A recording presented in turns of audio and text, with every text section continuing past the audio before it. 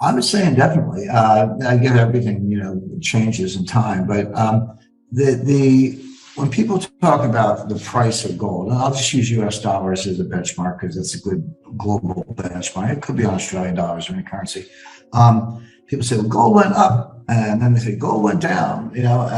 But gold really didn't do anything. Gold is an element. It's atomic number 79. It's a very nice, very attractive metal. What changed was the dollar price. That's what people mean when they say gold went up. They mean the dollar price went up. And if they say gold went down, they mean the dollar price went down. But what does it really mean? Is that telling you something about gold, or is it telling you something about the currency?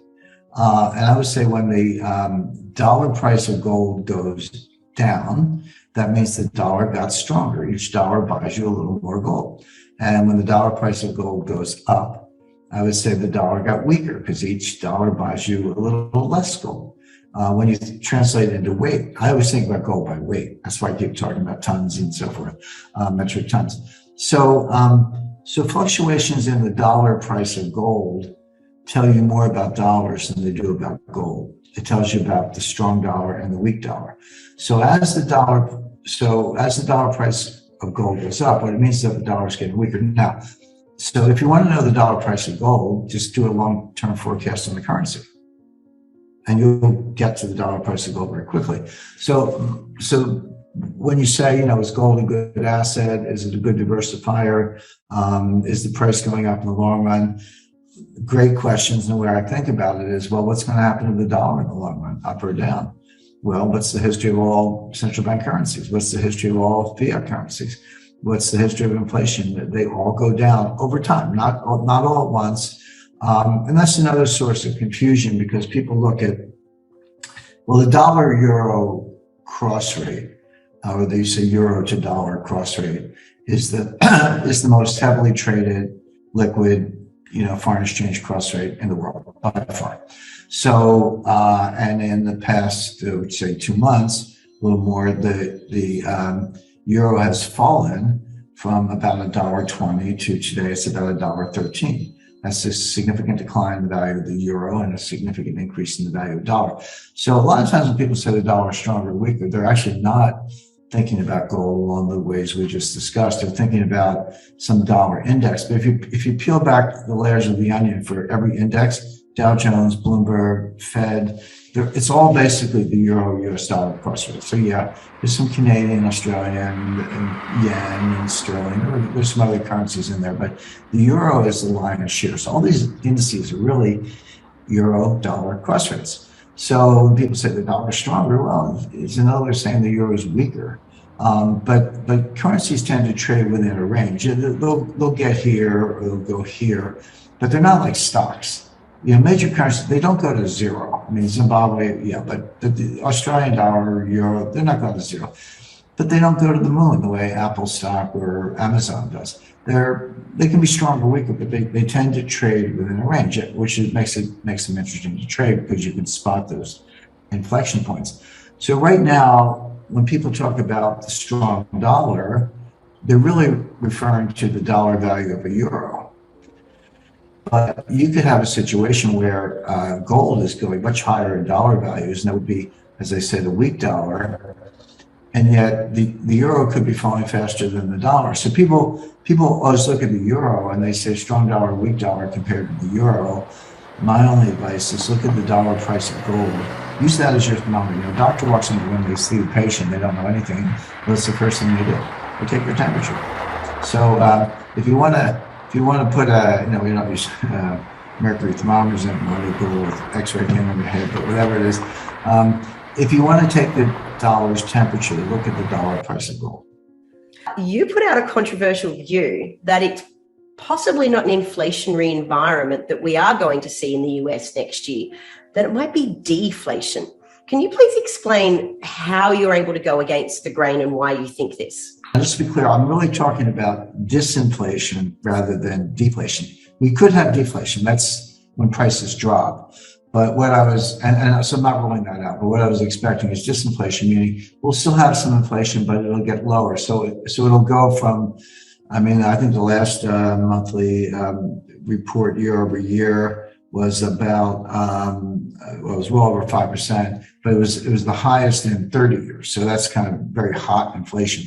But I would see that trending down in the coming months to, 4%, 3%, kind of get back down to that, good old 1.6% where we were stuck for years during the period from 2009 to 2019.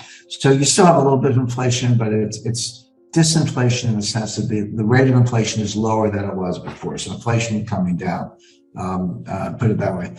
And one of the best guys investing in financial analysis I've ever found is that the Fed, because they're always wrong, whatever they do, if you do the opposite or assume the opposite, you'll be it's a good starting place for your analysis. You got to do a little more work than that, but it's a good starting place.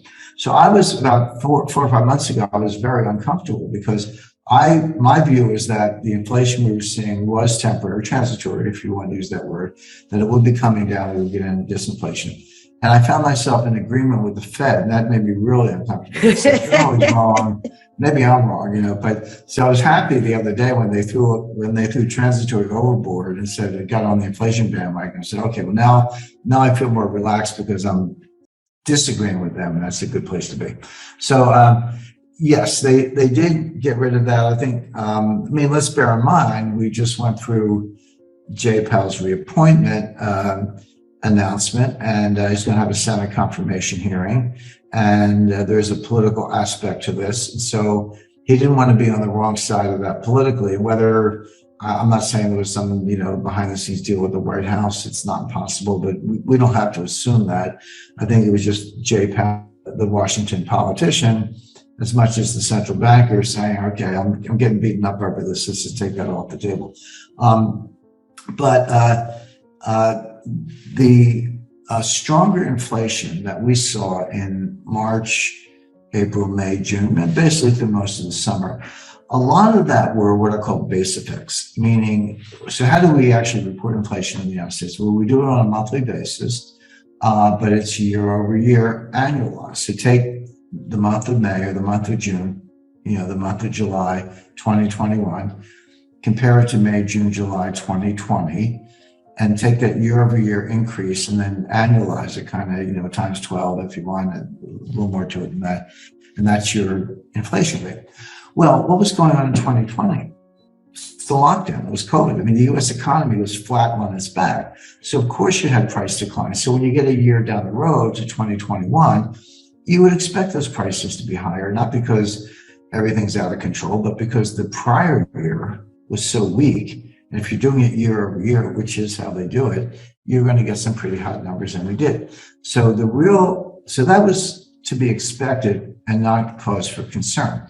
The real crunch came more recently in September, October, and now I think we'll be getting the November numbers in a matter of days. And the third quarter, 2020 third quarter, was one of the strongest quarters. We had a steep drop, and then we had the bounce back in the third quarter, one of the strongest quarters in U.S. economic history. So the base effect went away, and now you really are looking at something that's maybe a more legitimate comparison. And it was still a little hot. So then you're like, well, okay, is that COVID? Is that supply chain? Because supply chain was not as big a factor. Maybe the supply chain was breaking down a year ago, but nobody was buying anything because nobody went outside. Now all of a sudden the shoppers are back, and we're finding bare shelves again. It's not just the paper goods aisle at Costco. It's one of our big box stores. It's everything. And sad to say, liquor stores don't have all your favorite wines. So we're seeing supply chain effects, and that would tend to make prices go up because we have a lot of money in the economy and shortage of supply. People are going to bid up prices, and then there's labor shortage, et cetera. So there are a number of factors in play, but then you still begs the question: is it transitory, notwithstanding those factors? Because you only get COVID once, so you only get supply chain breakdown once, then it just becomes the steady state. Or is it is something going to change? Now that's a big debate. There are two sides to it. I still lean to the view that that the disinflation is going to get the upper hand. And part of the reason I say that is real incomes are not going out that much. This new COVID variant that's going around, I don't have to tell Australians about lockdowns, but we have our own, and that's bound to slow the economy. The supply chain is bound to slow the economy. So if prices get too high in that world, you could actually tip into a recession. So, $4.50, this US dollars. I know everyone in the world thinks we have cheap prices, but a year ago, Americans were paying $2.25 a gallon for gas, and today we're paying over $4 a gallon for gas. Well, okay, fill up your tank, but that's less money for everything else, dining out, movies, clothes, whatever else you want to buy. So it hurts all those discretionary, consumer discretionary categories if more money is going into the gas tank.